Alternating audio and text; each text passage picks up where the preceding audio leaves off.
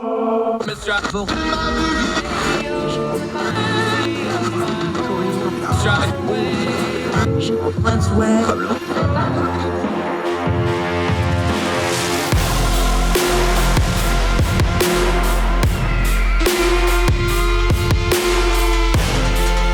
host, Andrew Donaldson. This is Heard Tell. Welcome back to Heard Tell, one of our favorites, Gabriella Hoffman. We're going to consider the lobster. See what I did there? No butter involved, though, because this is TV and radio. How are you, my friend? Good to see you again. Good to see you, Andrew. I'm looking forward to seeing you in DC this week and formally connect, and really happy to talk to you about this lobster situation, because even if you don't live in Maine, this will affect you one way or another, whether you consume lobsters or you're sympathetic with the plight of these hardworking individuals. Yep, I'm going to be at the Young Voices thing where I'm going to lose to some very talented people for an award I'm up for. You hit it exactly right. I think fishing conservation is a success story when it's done right. This is a known formula. We can go back to the 90s when they started doing this. If you successfully conserve fisheries, the fishermen make more money, there's more product, the fishing grounds are healthier, the fish populations are healthier, the environment's taken care of because all of this gets regulated and oversaw by the government, so everybody's doing things the right way. This should be a success story. Why are we still banging our head about what is and isn't fishing conservation in the United States and America? I think it's attributed to the fact that we're still, in terms of environmental philosophy, there's still this inclination, especially among people on the center left, to promote preservation under the guise of conservation. And when you do this, you're pitting different conservation stakeholders against one another. So you're essentially pitting, in this case, Maine lobstermen, who are great stewards, generally speaking, of the lobster that they harvest and that they tend to. It's a 150-year industry, so they have to be, against the endangered North Atlantic right whale, which is in a very perilous situation. There's no bones about that, of course. There's only maybe under 350 individuals left. These whales are very protected. They have the strictest Endangered Species Act protections and Marine Mammal Protection Act kind of barriers and labels on them. So they're very highly regulated. That's another conversation. I wish people would have a conversation about that. It doesn't mean you take the whales, but we have to look into seeing what is actually failing the whale. Is it lobstermen or is it the government? What's really at the odds here? But they love to hinge it on the lobstermen. So I think over the course of the last several decades, there's been a battle of gear entanglements and whether Maine lobstermen should update their, let's say, equipment to cause fewer entanglements and fewer whale-human conflicts. So the Maine lobster industry, by all accounts, has made accommodations. They've improved their gear. They've tried to reduce their footprint, tried to reduce entanglements with whales, and their slight change of hand, or their rather changing of techniques, has led to fewer conflicts. And in the last 20 some odd years, they haven't been attributed to the demise of the whale. There's been no known recorded conflicts that can go back to Maine lobstermen, because regulations would make it so, and under the Endangered Species Act, there's the way that fisheries are regulated when you're involving, let's say, lobster, even though lobster is not endangered, but if it's relating to like the right whale, how do these fisheries related industries kind of make sure that they're not encroaching on these endangered animals? So they have to go through various different hoops and barriers and follow regulations stemming from wildlife law to environmental law to be able to exist as an industry. And today, even with all the attacks, lobbied at these or volleyed at these industries, particularly, I think, the Biden administration is targeting 10 fisheries in particular, including the Maine lobster. And they're not the only one, but the Maine lobster gets the most scrutiny. And they say that they have to reduce their risk reduction by 98%. The most recent rule change says by 90%, but a figure that a lot of the industry players have been using is 98%, but 90% is what one of the most recent rules about the Atlantic whale plan stipulated there. And so these lobstermen have made all accommodations. They've updated their gear. They've followed regulations, even at the expense of their livelihoods. They've seen years probably buoyed from very prosperous years to very not so prosperous years. And their livelihoods have hinged on how many regulations they are subjected to. And because they've made accommodations, they're willing to go along where it's reasonable, of course. But when these demands to reduce risk by 98%. It's untenable, it's unrealistic for them to be able to achieve this. It's asking a lot of them. They've already gone through so much to reduce conflicts. There's no evidence of them contributing to the whale's demise. They're avoiding the whale and having conflicts with it. And if they understand, like any other conservationist, if they are imperiling this whale, which is in a very dire situation as a species as a whole, everyone recognizes that. But if they were to make the whale's plight even worse, they wouldn't exist as an industry. Under the Endangered Species Act and other environmental laws, they would already have been regulated out of existence. So they know that they can coexist, and they want to coexist with the whale. But they've also been pointing to different evidence, and we can go more into detail, that they're not directly entangling with the whale whatsoever. Migration-wise, the whales are not necessarily feeding in the Gulf of Maine much anymore. And so even when, let's say, so yes, there's Biden regulation, which we can go more into. There are several Commerce Department policies, this risk reduction, and then there's also a biological opinion, which also kind of enhances this risk reduction demand or kind of regulation that they want to impose.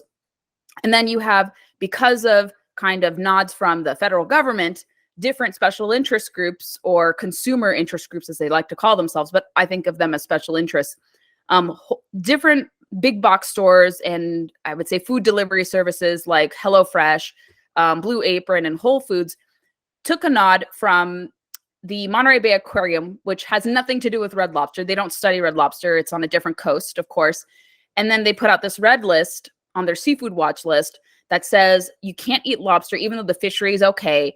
But this fishery in particular is known to interfere and be endangering this whale. And again, no evidence of that. So that creates a lot of problems. It defames the industry. It defames the character of these hardworking men and women who go through grueling lengths to be able to harvest lobster. And they're responsible for 82% of the US lobster catch, a very big portion. And people who love their lobster may bite the hand that feeds them if they go along with wanting to regulate them. And then in addition to this red listing of lobster, another thing came down from a UK-based nonprofit called the Marine Stewardship Council. They revoked the Gulf of Maine certificate, saying that, again, the fishery is not sustainable, lobstermen are endangering the whale. And then they concluded and conceded, rather, that there's actually no evidence of lobstermen hurting the whale. But they still went through with revoking their certificate. So again, defaming the industry, misrepresenting their work, blaming them for the whale's plight. But there are other causes of this whale's demise, and it's not from the lobstermen. So it's a typical battle. We're now seeing it play offshore. We see these battles take place onshore with kind of predators like bears and wolves, but it also similarly is found offshore in situations like commercial fishing, whether it is harvesting blue tuna or Maine lobster in this instance. So it's not a new battle. It's just one that's been brought to the forefront more. And there's a lot to unpack from it because people just thought, okay, it was just these companies going woke, but they were getting nods from the federal government in a sense. And they've all kind of been these special interest groups who triggered these lawsuits, then had federal lawmaking kind of reflect their lawsuits.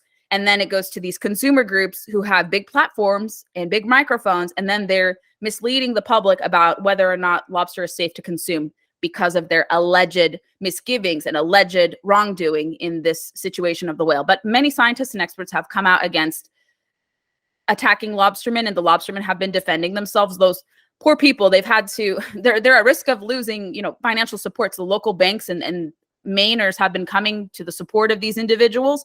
Various different credit unions and banks have been giving them large denominations of money to fight these lawsuits to help support them, because this employs 4,500 people indirectly, directly. It's a $1.4 billion industry that's at risk of going away. It's not so much the monetary contributions they make, but also just the history. In this country, when we lose industries like this that have been there for a long time, that have a culture and a kind of creative bent to it and has a purpose too. It's a purposeful industry. It's supplying catch to people. People love Maine lobster. Maine lobster is delicious. So to see something like that, a long-standing industry, be under attack and potentially on the threat of going extinct, it should worry and cause pause for a lot of people, whether or not you live in Maine. So that's kind of the runaround of the situation, an old problem with a new, fresh set kind of eyes and ears.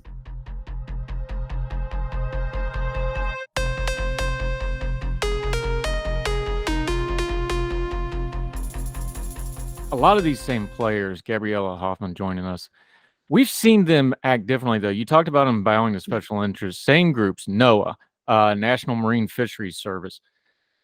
Same area, New England, right? Back in the 90s, it was not lobsters, it was New England scallops. And they worked with the fisheries. They had to shut the fisheries down for a little bit. That's in the 90s. By 2001, it was fully rebuilt within about a 5-year period, a little less than. It's now one of the most profitable fisheries in the entire world, especially with scallops. Same area, same players, same everything. Look, we know this stuff works if you do it right. How do we get the special interests and the politics and what's good for the environment and the fisheries and good for the workers who depend on these industries? And you already just mentioned it.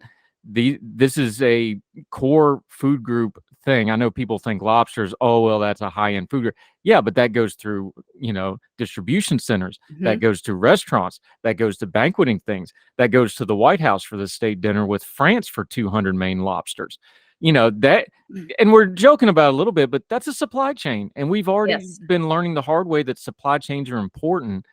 There's no excuse that what we have done before in the same areas with a similar situation, with a similar crustacean, works. Why? My same question again. Why are we banging our head on the table trying to figure out something so simple? And I know the answer is politics, environmentalism. Why can't we just understand that good conservation is always good environmentalism, but environmentalism isn't always good conservation for both businesses and for the environment at the same time? Then these preservationists would not be raking in a lot of money as they do, creating an alarm over a perceived problem, but an easily debunkable perceived problem. It's their bottom line. You see these people sue and sue and sue, and their evidence is being challenged now, or their claims are rather being challenged by scientists, other reputable sources, because people are coming out of and even NOAA fishery scientists. I had kind of done some more research, and I lightly alluded to it in a recent town hall column expounding on this. But there are several NOAA fisheries scientists who've said from recent years and more recently that you can't hinge the blame on Maine lobstermen because these whales are not migrating in the Gulf of Maine so much, and they're not inhabiting it in periods of rest when they're not migrating. They're known to be going towards Canada, to other portions of the Atlantic Ocean, and that's where they're inhabiting. And there's very few instances, almost rare even, of any recorded conflict between the whales and the Maine lobstermen. And so even though that evidence is presented and it's there, these really powerful special interests continue to lie and defame this industry because they have the ability to. They know how to use the court system. I think a way to change this is reforming sue and settle laws, the Equal Access to Justice Act. There is an appetite to fix this law. It's kind of a obtuse law. It's from the late 1970s, early 1980s. And originally it was meant for protecting consumers. Let's say they were wrongfully done by something, so you could petition the government to get some sort of reward for whatever grievance you have. But it's been weaponized by people, especially lawyers, who can charge a pretty penny for their services, and they exploit that law and they find ways to use it. They use advocacy groups. They find individuals who have been supposedly wronged, and then they use that law, weaponize that law, and sue and sue and sue. And some of the judges reject those court cases, but then they're relentless, rather. They don't give up. If they lose in a lower court, they try to take it to the Court of Appeals and then ultimately to the Supreme Court. But they're able, with the help of very powerful lawyers and a lot of millions of dollars from foundations, special interest groups, to be able to dominate news coverage and kind of define the narrative here because of how much money they have.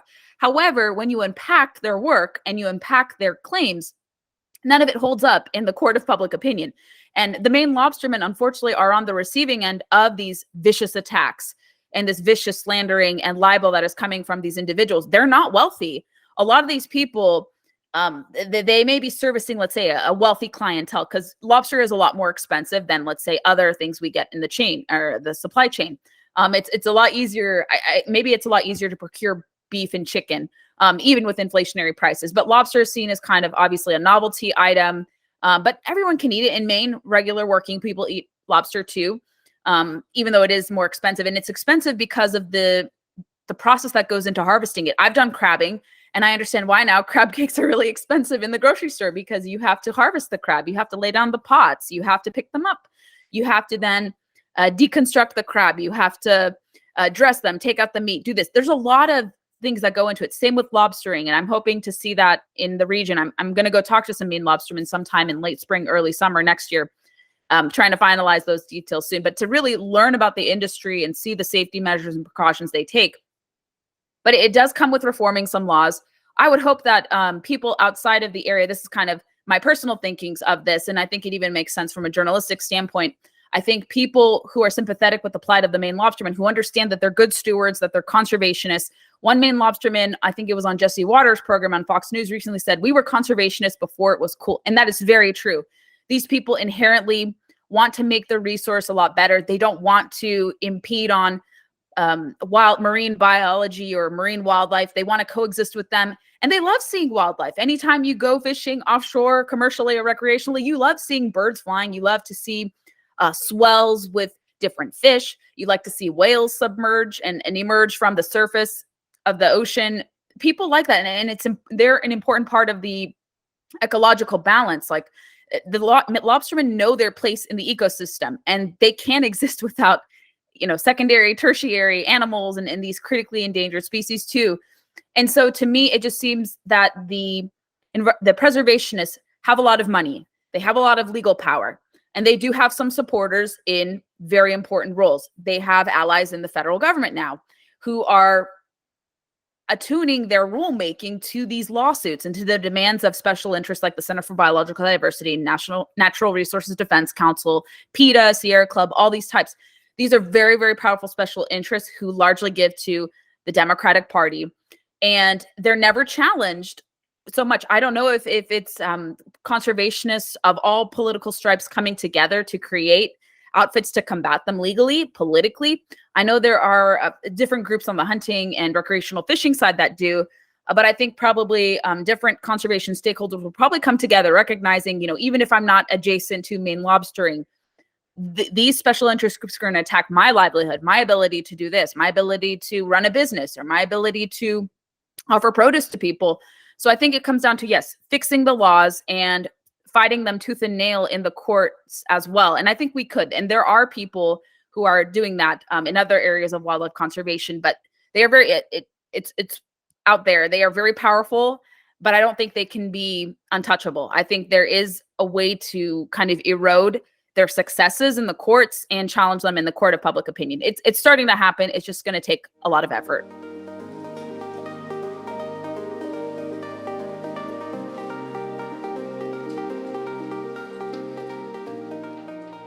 Yeah, Gabriella Hoffman joining us. I'm going to borrow something from our progressive friends a little bit here because I think it fits, but there's a disproportionality to these workers because you mentioned it in your piece. This is a $1.4 billion industry that's hinged on 4,500 people. That's an amazing ratio. Mm-hmm. So when you're talking about an industry that's that lucrative, and yes, it's a luxury item now, but it wasn't always that. Lobster used to be the garbage food that the fishermen kept for themselves because nobody else wanted it if you go back 100 years, believe it or not. This is very much something that has emerged and built a market for itself, and it's hinging on only 4,500 people.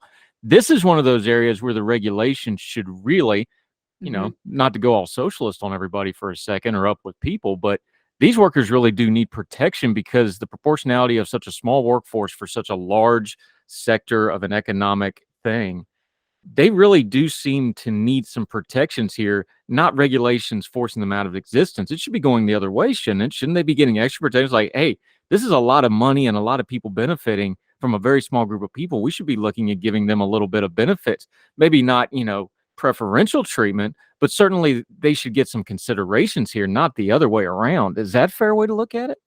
I think so. And it doesn't really have to go along the lines of collective bargaining or things like that. I think people just on the outset can recognize, and I don't really want the government to meddle with them even more, but I think what we're seeing on the ground now with private interests coming to their aid financially and morally and legally, all these different stakeholders and people who are vouching for the Maine lobstermen, I think they could create an apparatus even outside of government to say, let's insulate our folks and let's help them and protect them and shield them from future attacks. I'm not sure if it comes in the form of greater protections in the Maine legislature, maybe in Maine's, I have to look through this for a future reference, but I think maybe maybe the Maine legislature already tries to protect them, but we don't see that obviously reflected in federal lawmaking because they don't view them as an essential industry. They probably view them, this administration in particular, probably views these individuals as contributing to a lot of problems, much like how they would perceive oil and gas developers. I feel like they put them all in the same camp. They're different industries, but they view them as extractive and negative, and they're not having a positive impact on the landscape, which is not how we should be viewing these individuals. And I think a lot of people don't understand in terms of where we fall on this chain and where these conservationists fall on this chain. You may complain about, lobsters are contributing to the demise of one particular species, and let's get rid of it. So what happens when you do that? You're going to create these secondary effects, and it's ultimately going to hit the consumers. Whether or not you consume lobstermen, it's going to hit you somehow. It's going to, you won't see it. You won't see it in banquets. You won't see it at events. You won't see it at your lobster shack or your seafood shack. Much like with oil and gas, you call for the dissolution and development of it by an arbitrary deadline. It's going to have downstream effects a little differently than removing lobster would, because you're seeing more so people's livelihoods hit rather than seeing a total collapse, I would say, in the economy. But they both have deleterious impacts if you were to eliminate them. And they would have a lot of downstream effects for consumers, for those respective industries. It's not good to put these conservationists in a bind and make it difficult for them to operate, because they're going out of their way, like I said, to make accommodations. They are willing partners. They want conversations at the table. From what I've read from different reports, and I've been getting emails from different kind of lobster interests, like lobster unions, and then like people in kind of like trade associations. So different people have been reaching out to me and saying, we really appreciate your work on this issue. So even people who may not necessarily agree all the time, I think the lobstermen, the cause of the lobstermen has unified a lot of different factions in Maine and even outside of Maine. And so when they see people understand their industry, they'll come to you and say, hey, could we talk? Or we'd love to hear your feedback. We'd love to share ideas, things of that sort. And so I think, I don't know what kind of protections. I'm not so coherent or well-versed on what would need to be done, because I don't want, let's say, the government to come in under good intentions and then, create monopolies or things of that sort. I'm always worried about that. But I think they have to be recognized at least as an essential business who's contributing to sustainable fisheries. In the past, we would never really see either one political party go after lobstermen, but these, like I said, these radical preservationists have a very, very firm iron grip now, because they see that they're losing power when certain things are ceded to normalcy. People like to see true conservation win, and true conservation has worked in this country, and we don't need to be pitting the interests of keeping a healthy economy with environmental stewardship. That's why I've done my podcast. That's why I go fishing and hunting myself. I believe that I live, eat, and breathe it. I could, benefit from doing these activities more according to my busy schedule. But on the surface, I believe this. There are many others out there, all of us, whether you're immediately involved or even removed from it. People do want these two kind of spheres to meet and to work together. And it's very possible. We've done a great stewardship model that's the envy of the world. Is it perfect? No, by no means. Nothing is perfect. But compared to other countries, having these different standards, allowing people to be productive and successful, all the while seeing species rebound, we won't see dolphins, whales, and others rebound if it wasn't for a fisherman, commercial or recreational. We wouldn't see iconic species like grizzly bears, gray wolves, American bald eagles rebound if it wasn't for hunters, because of all the monies that go in to help endangered species get off the endangered species lists and to make their full recovery. So people don't know what they're attacking. They don't understand kind of the pipeline that exists. They don't understand who are the true conservation stakeholders, and that these special interests, they come about this from the outside. They have no involvement. They just like to sue. And they say, we know what's better for everyone. They don't get to know these individuals. They don't know them as humans. They really don't care. They're kind of bulldozers, and they want to bulldoze them out of their path for financial gain and with no gain to the environment. So it's a very dangerous course we'll be if this preservationist philosophy of environmentalism continues to prevail. But I think there's an appetite with the American people to return to, or to rather adhere to, true conservation, which allows for both the lobstermen and the right whales to coexist and exist.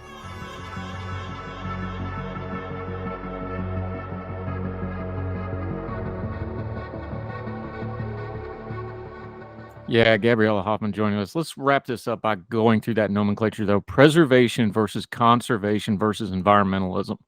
I don't call myself an environmentalist because the word's kind of gotten toxic in a lot of ways, but I am a conservation. Look, I grew up in the woods. I grew up in West Virginia. I love the outdoors. preservation is important. There's things that need to be Sure. Monument Valley needs to be preserved. There's Mhm. no commercial reason, natural resource that needs to be preserved.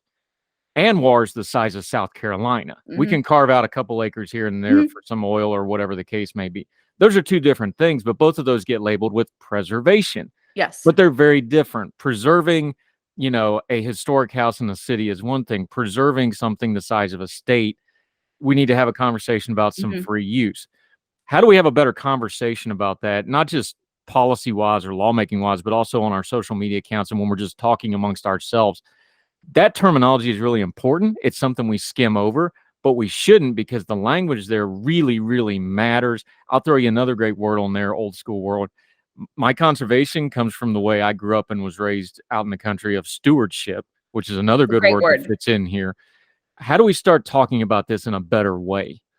I think on an individual level, I'm starting to do this. I've been lecturing to different student groups across the country in the last year.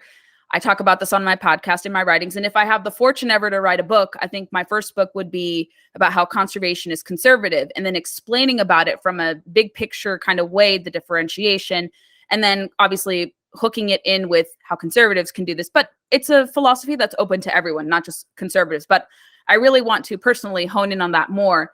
And I think with my individual efforts, a lot of people have started to use that. They've started to use the moniker conservation is conservative. I don't have a trademark to it, but I've kind of made it popular in a sense in some circles. So people see me do it and they're like, okay, we'll do this too. And so maybe I've started a trend in that respect. So I think individually, that's what you have to do. You have to explain the difference. Like you said, there are certain places where preservation is paramount. I recently went to different sites in Arizona and Utah to highlight areas where conservation are great versus where preservation works. I think in the national park system, the 63 national parks, and then their adjacent kind of like public lands too with it. It's complicated kind of framework, but very easy to understand when you dig into it. So I think there's pretty wide consensus about keeping the national parks, which are off limits to any type of multiple use activities, except for, let's say, recreating, hiking, things of that sort, and occasionally fishing, and very rarely sometimes hunting in like maybe one or two national parks, but largely kept off limits to extraction of any type or recreational hunting or fishing in most cases, bar none for hiking. People agree with keeping that because there's something beautiful about these national treasures. You go to elsewhere across the world, their national parks are not really that impressive. We do a great job. Even with some of the bureaucratic inefficiencies, they're not really good with upkeep of national parks. That's why the Great American Outdoors Act was passed, to give permanent funding to certain funds within that law to ensure that the roads are built well, the structures are kept intact, we can accommodate more people, more visitors to the parks. That's great. And then when it comes to the more kind of complicated tiers of public lands like national monuments can either be preserved or conserved. But I worry that the Biden administration is using national monuments as a way to designate land that should be open to multiple uses, to make it secluded and eventually prepare them for a national park. And not everything should be a national park. And I know it's counterintuitive for someone who likes going outdoors to say that, but not every area should be given that designation. It should be for an exceptional area.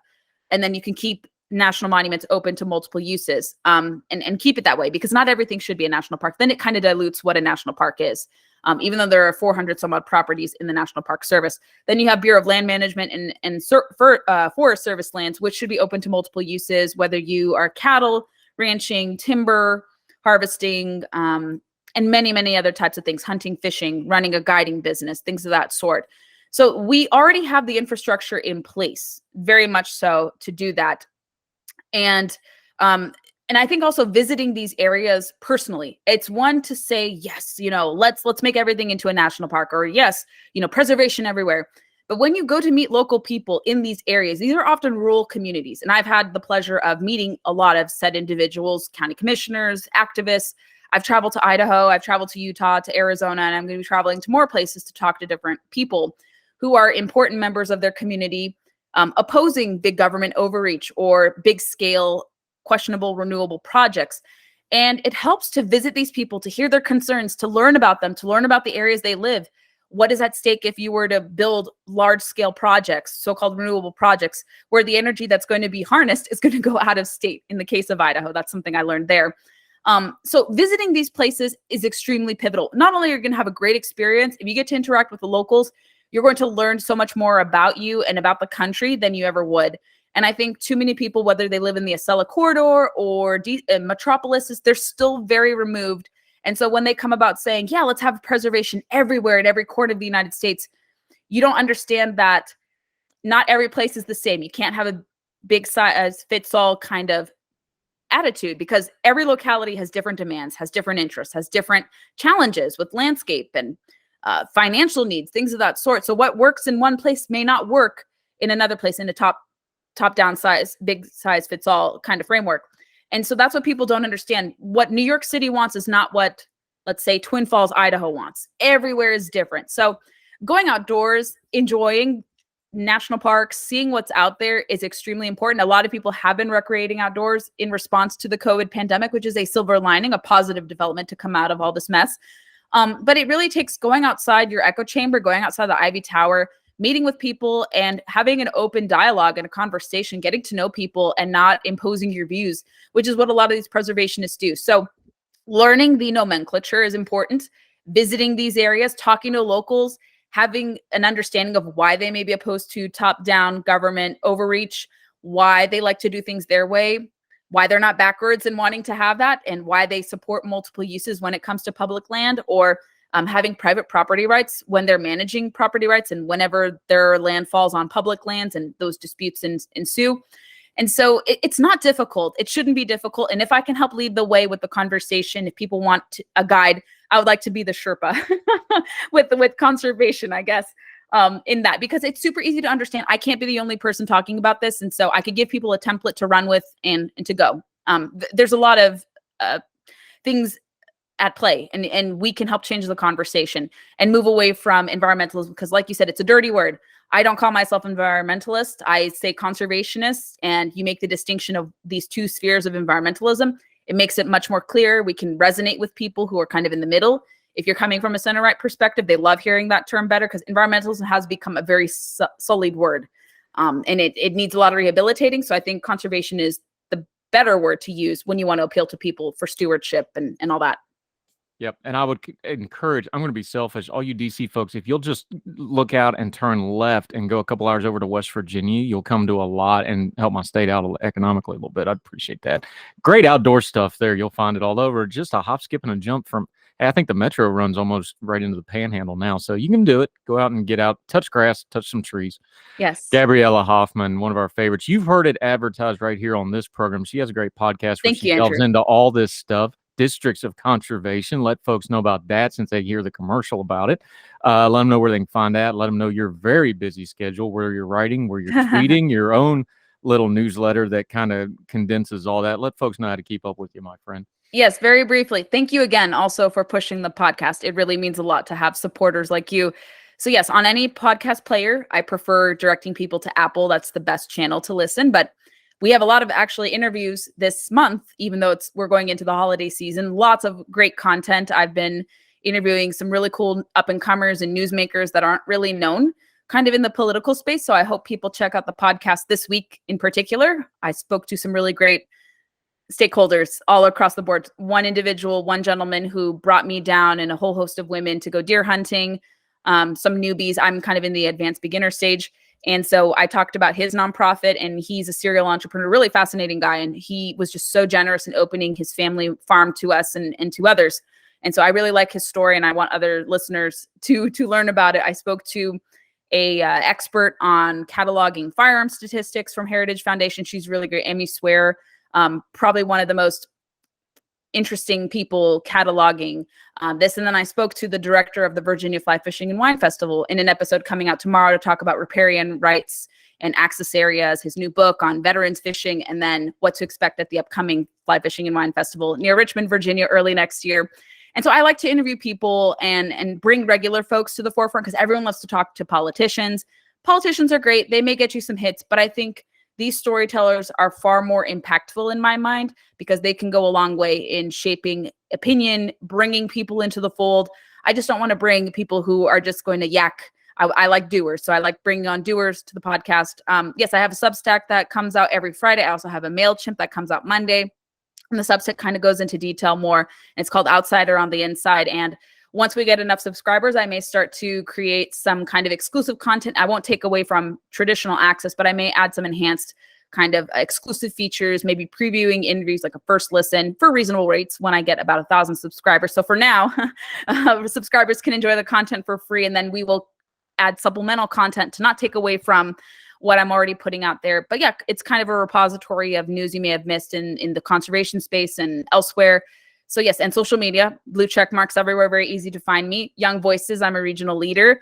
That's how Andrew and I, of course, connected. It's a great program. We're looking forward to our upcoming classes for 2023. We have some new contributors on the horizon from my understanding. So really looking forward to that. And yeah, I have other roles, too many roles to list, multi-hyphenate. But yes, you can Google me and find me almost anywhere, writing regularly for Town Hall. So thank you, Andrew, for having me. Always fun to talk to you. She's so busy that she's actually at home today recording, and I didn't even recognize it because I'm so used to talking to her in a hotel room somewhere because you're a busy bee. It's a great podcast. You do great work. You become a good friend. That's why we keep you as a regular here on Heard Tell. Thank you so much for the time, Gabriella Hoffman. You're great. Of course. Thank you. Thank you, ma'am.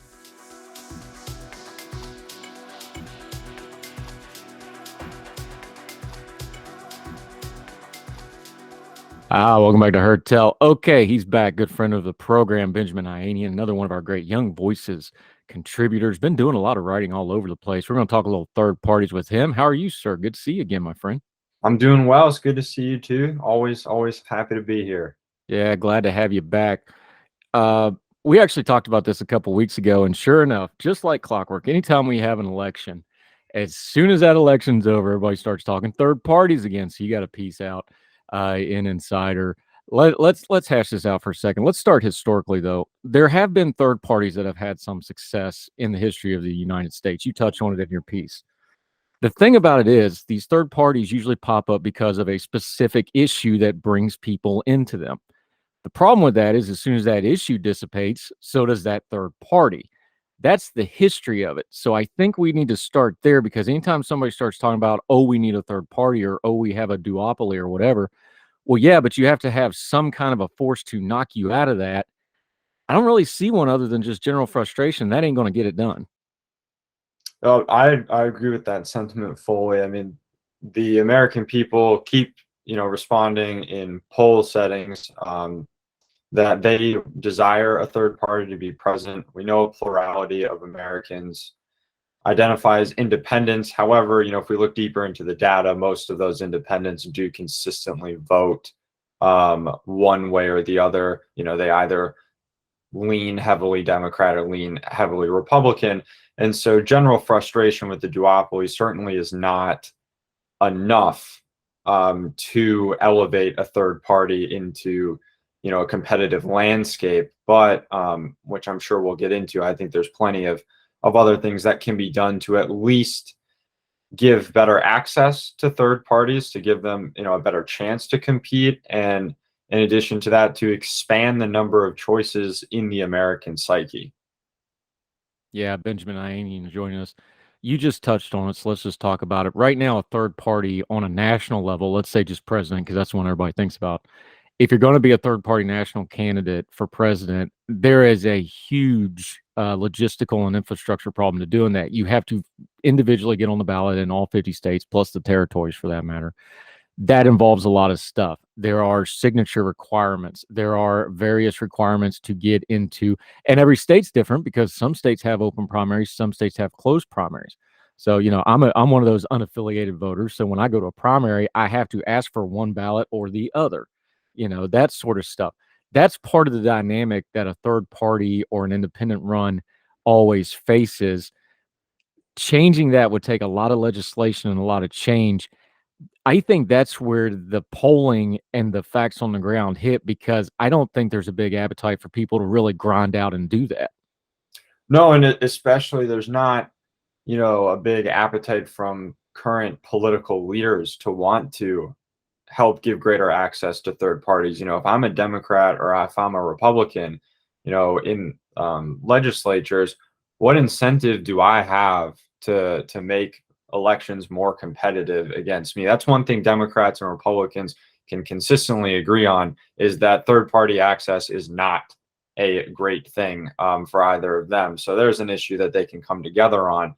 And so there is a logistical nightmare, especially in some states. For example, I linked to this in the article that I just wrote, that in Tennessee, it's extremely hard to get on the ballot as a third party. In order to become a recognized minority party in Tennessee, a petition must be submitted, and that petition needs the signatures of registered voters equal to at least 2.5% of the total number of votes in the last gubernatorial race. And so Democrats and Republicans in that state, on the other hand, only need 25 signatures each to get their candidates on the ballot in that state. And so there are really restrictive laws out there that do hamper minority party access. And I think if that is going to change, this needs to become a more important issue for enough people.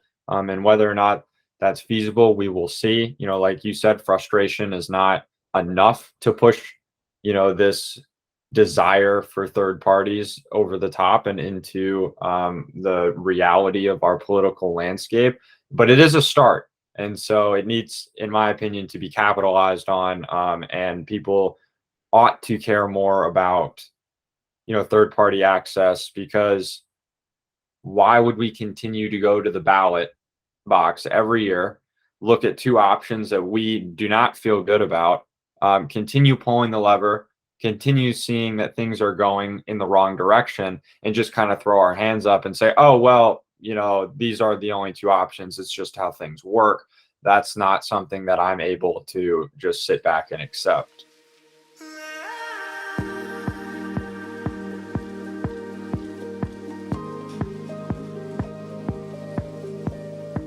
Yeah, Benjamin Ayanian, you bring up another point about voting here. Ranked choice voting, which on paper deals with some of these issues about letting other candidates and other parties deal with.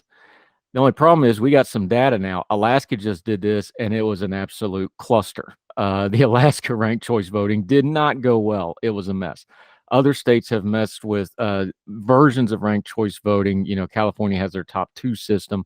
Other states are going to start playing around with this.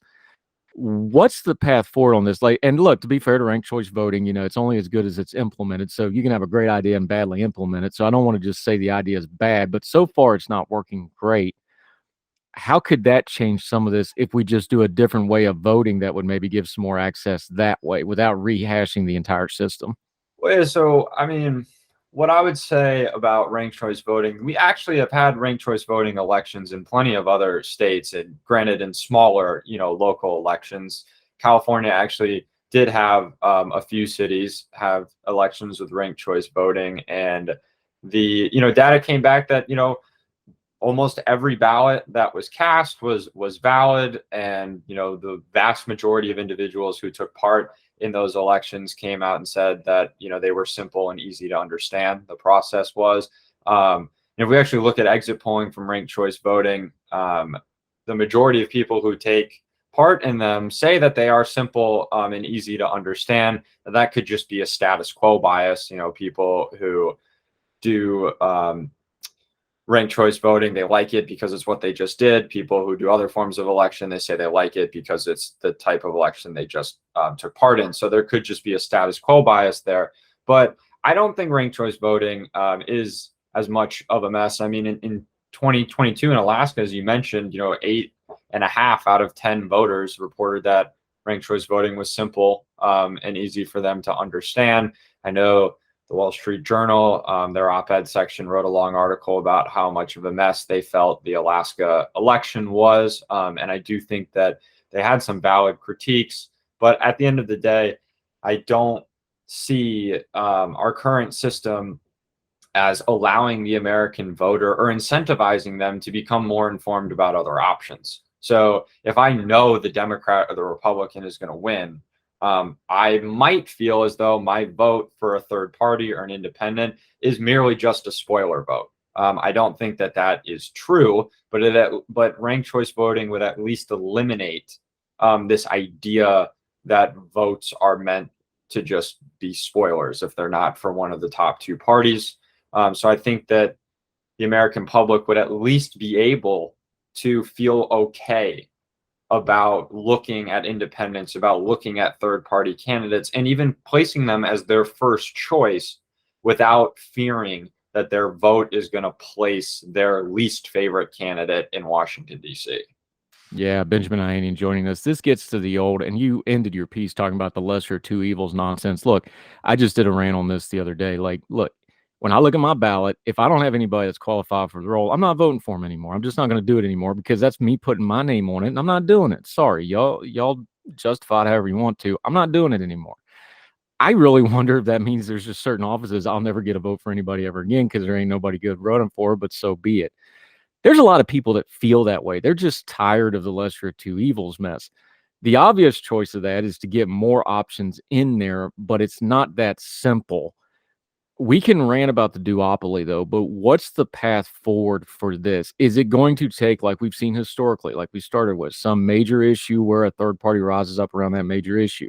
Is it going to be just these two parties continually consolidating the power we're seeing now where President Biden's going to be tinkering around with the primary schedule to make sure it goes the way he wants it?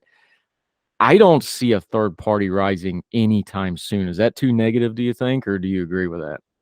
I think being realistic, anytime soon, you're probably right. I don't think we have, honestly, a great choice for a third party right now, which is unfortunate because I feel as though some of the parties out there are squandering this great opportunity. The Libertarian Party has had some new leadership come into power over the last couple of years, and it feels to me that their party has become increasingly more of a mess. I do personally hold libertarian ideals. Their classical liberal caucus is those individuals are the ones I tend to agree with on public policy issues.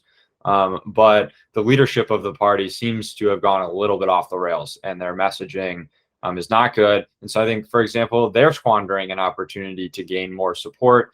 In Arizona, they had a candidate that was polling over 5 or 6% and then dropped out and endorsed Blake Masters. I don't think that, that's good. They could have shown on a ballot that, hey, look, we can increase our, voter share. Instead, their candidate opted not to do that and endorsed a Republican. You have Andrew Yang, who's trying to start the Forward Party. It seems like he's looking for more of a gap in the market.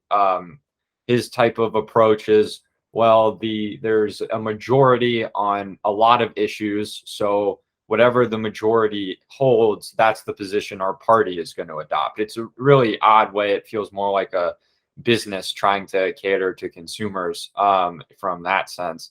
So there's not a lot of great options for third parties right now. So one thing we do need is third parties to kind of get their act together.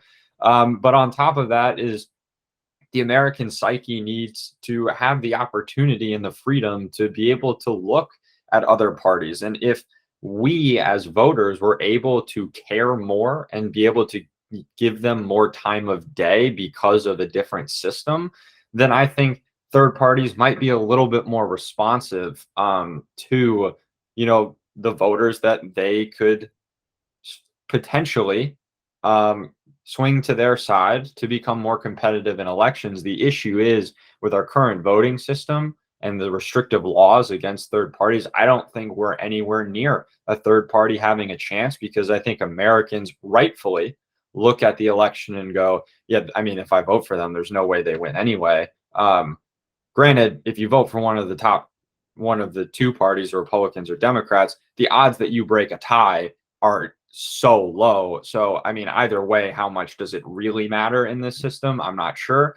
But I do understand the point that if you vote for a third party, they're probably not going to win anyway. So that's why I think we need structural changes. And how that happens, it's probably going to have to come from enough people caring about this issue and really advocating for institutional change, because if people don't come together, we're not going to see it.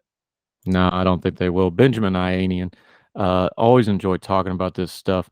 Where can they find the piece? We're going to link to it as well. And where can folks keep up with you until we get you back on Heard Tell again, my friend?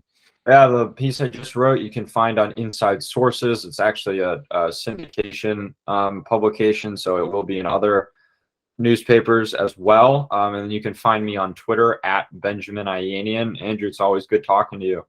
Yeah, appreciate you coming on here. We don't need a third party to have you back, buddy. Always appreciate you. We'll be talking again soon, my friend. Another one of our great Young Voices contributors. Talk soon, buddy. All the music on Heard Tell is provided under a Creative Content license from monstercat.com. Somos la máquina.